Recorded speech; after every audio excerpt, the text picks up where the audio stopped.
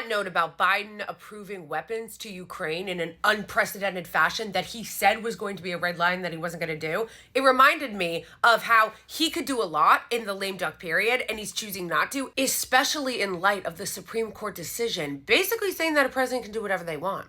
Basically saying that a president is above the law, that there will be no consequences for them. And before you come in here and go, that's not what it said. It's in like official duties. So just say it's official. I mean, how do you think Trump got away with all the crimes he committed? The thing is that he approved these weapons to Ukraine because he wanted to. And the people that he actually works for wanted him to. Because if he actually wanted to do something for the people, he could. Michael Moore, a little bit back, had written an article talking about how he could take full advantage of this immunity, this new presidential immunity, during the lame duck session. And the reason why we talk about the lame duck session is because of the fact that there's going to be no political consequences for the president that's leaving. I know that's kind of an ableist name, but that's what it's called. You'll remember that when Trump was leaving office, like in his last days, he pardoned a bunch of legit criminals. People who had been convicted of serious bribery crimes and SA.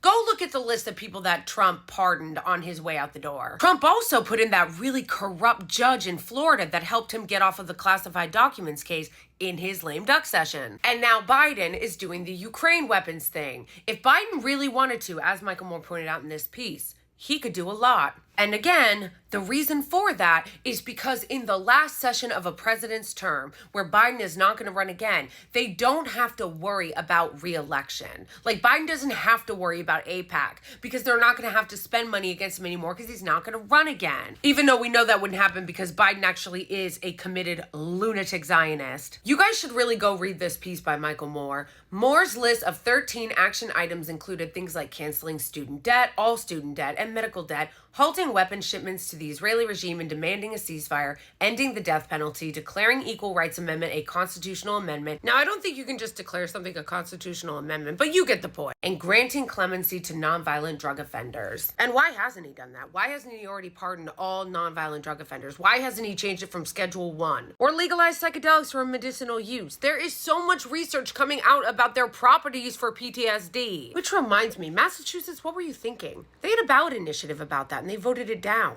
Why? I thought you guys were woke. Anyway, he wrote, "You have full immunity. No kidding, no joke. That's not hyperbole. You can get away with anything. And what, if anything, means everything to the people," Moore wrote to the president. And he's right, by the way. All the things that Democrats say that they can't do because of the constraints of the law and whatever, it doesn't matter now, okay? He was basically ruled that he could do whatever he wanted. So can Biden. What's the saying? What's good for the goose is good for the gander, bitch? And the Democrats have been screeching about how worried they are about Trump's fascism. If you guys were really that worried about it, why aren't you doing everything you can to implement as many guardrails as you can before he comes in? You really should ask yourself why they're not and why they don't seem that worried. And people will be like, he can't do that. Oh yeah? Who's gonna stop him? He has full immunity. Who's gonna stop him?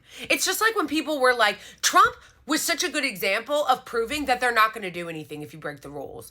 Like, a lot of people forget or didn't know that Donald Trump straight up bullied the Fed chair into keeping the rates at 0% because as he was blowing up the deficit and destroying the economy with tax cuts for the rich, the Fed chair was like, this is going really bad. And he was going to raise the rates, but raising the rates was going to hurt the economy. So Donald Trump was like, do it and see what happens to you. And like, he scared the Fed chair and the Fed chair was like, okay, I won't do it. And then he did it when Biden got in office, which hurt the economy, which hurt the Biden administration. And that's just one example of so many. When it comes down to it, the reason why the Democrats don't want to do stuff like this and Biden doesn't want to do stuff like this is because the people that they actually work for, the corporations, the donors, the elite, the rich, who the Republicans work for also, so don't get it twisted. The foreign governments like the Israeli regime, they don't want them to do any of these things. I'm going to try to find the video that I saw the other day that was really good, and it was of this woman who was basically showing the insanity of Democrats and liberals being like, we can't do anything, but while also simultaneously saying that Trump and the Republicans can and will do everything, and how that don't make no fucking sense. Because if Trump is a fascist and he can put in place fascist things and he can do whatever he wants and that's why he's really scary, then why can't Biden? And she already predicted at the end of her video because she brings up how they're going to just run another bland white guy. Democrats and liberals right now are already talking about how it's going to have to be Pete Buttigieg or Gavin Newsom. Learning nothing.